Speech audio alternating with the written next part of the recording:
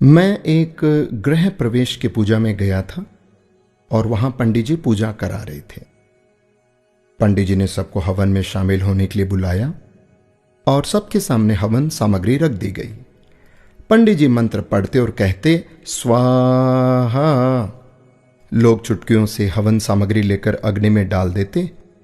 घर के मालिक को स्वा कहते ही अग्नि में घी डालने की जिम्मेदारी सौंपी गई।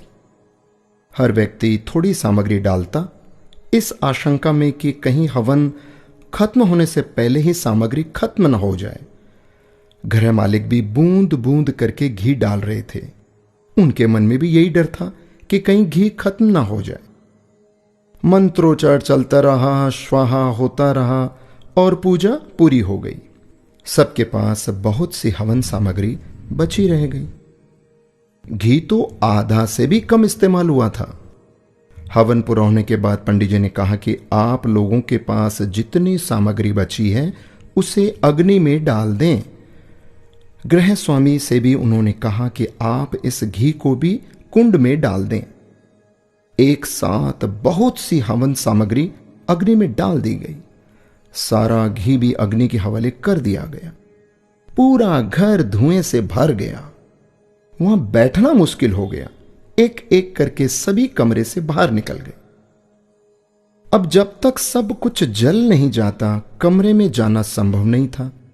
काफी देर तक इंतजार करना पड़ा, सब कुछ स्वाहा होने के इंतजार में। दोस्तों, मेरी कहानी यहीं रुक जाती है।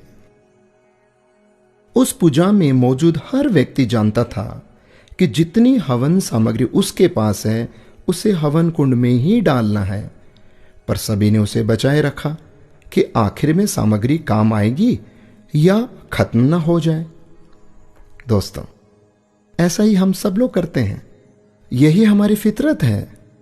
हम अंत के लिए बहुत कुछ बचाए रखते हैं, जो अंत में जमीन, जायदाद, प्रॉपर्टी, बैंक बैलेंस, रुपया, पैसा, फलाना ढिकाना, ये जो इस रूप के भीतर में सब यहीं पड़ा रह जाता है।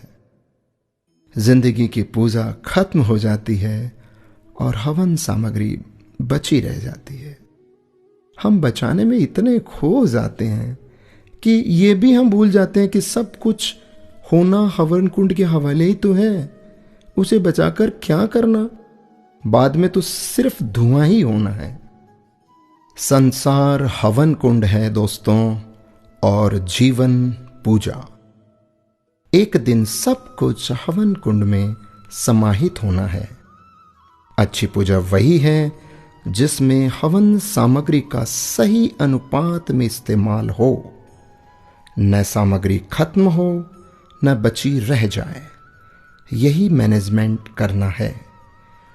कबीर जी का एक दोहा शायद सबको पता है, दुर्लभ मानस जन्म है, होए न बारंबार, पक्का फल जो गिर पड़ा, लगे ना दूजी बार। दोस्तों, ये मनुष्य जन्म बार बार नहीं मिलेगा, तो क्यों ना हम समय का, पैसों का, अपनी सोच का और अच्छे कार्य करके इसका सही सदुपयोग और इस्तेमाल करें। राधे राधे।